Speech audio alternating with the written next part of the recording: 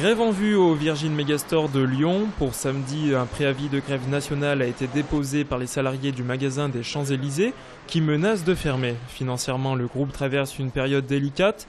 À Lyon, les employés sont également appelés à la manifestation samedi à Paris devant le magasin des Champs.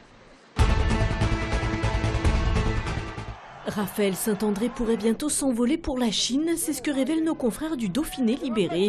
L'ancien entraîneur du Loup, remercié à l'intersaison, est désormais consultant pour la télévision intéresserait la fédération chinoise, qui cherche à créer une équipe de rugby à 7 en vue des JO de Rio en 2014.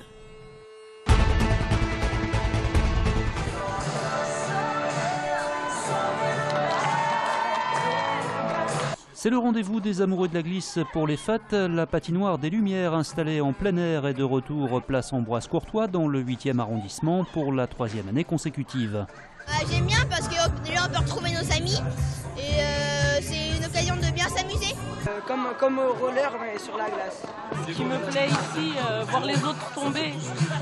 Il y a du vent, parce que dans les patinoires, il n'y a pas de vent du tout. Et puis, c'est plus petit, mais c'est bien aussi les sensations. La patinoire en plein air, place Ambroise-Courtois, est ouverte jusqu'au 6 janvier, tarif adulte 4 €. Vous connaissez sans doute le calendrier des dieux du stade, mais peut-être pas encore celui du club d'aviron de Caluire. Pour la 2e année consécutive, les rameurs ont décidé de se mettre à nu. On est 12 rameurs à avoir posé pour le calendrier.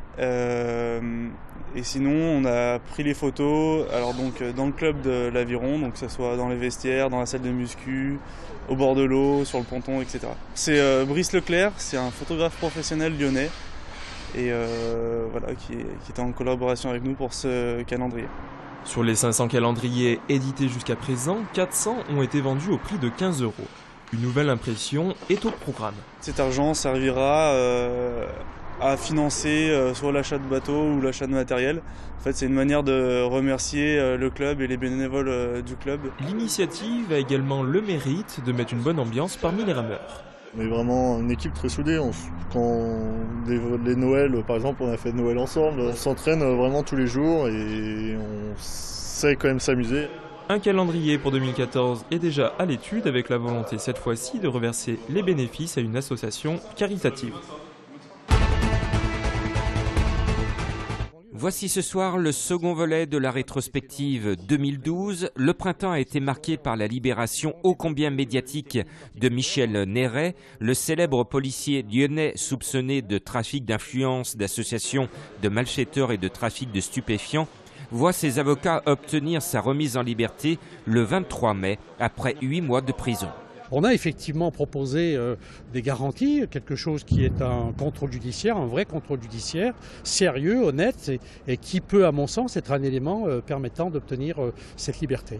Côté politique, le radical Thierry Braillard remporte finalement les législatives dans la première circonscription après une longue partie de bras de fer. D'abord face au candidat Philippe Mérieux pour Écologie Les Verts, longtemps pressenti comme le candidat naturel de la gauche, puis avec le député sortant Michel Avare, finalement battu. J'ai eu durant cette campagne le soutien indéfectible, déterminant de Gérard Collomb. Le début de l'été a été marqué par l'extinction des feux sous les casseroles de Nicolas Lebec. Le célèbre restaurateur lyonnais jette l'éponge dans la presqu'île, mais aussi rue Lebec à la Confluence. Georges Blanc, chef 3 étoiles dans l'Ain, reprend son restaurant rue Grolet, tandis que Christian Tête-Doigt s'associe avec des passionnés pour créer les Salins en lieu et place de la rue Lebec. Le projet, vivre 100% en Shanghai, et puis de faire comme j'ai fait depuis 2000 à Lyon, monter les apps au fur et à mesure, et puis s'adapter à une nouvelle culture, avec mon épouse qui est chinoise, et puis essayer de bâtir quelque chose en Chine.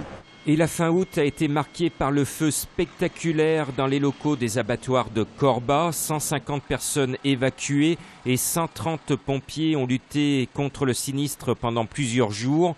Un gros choc économique, notamment pour les boucheries André qui venaient d'investir à cet endroit.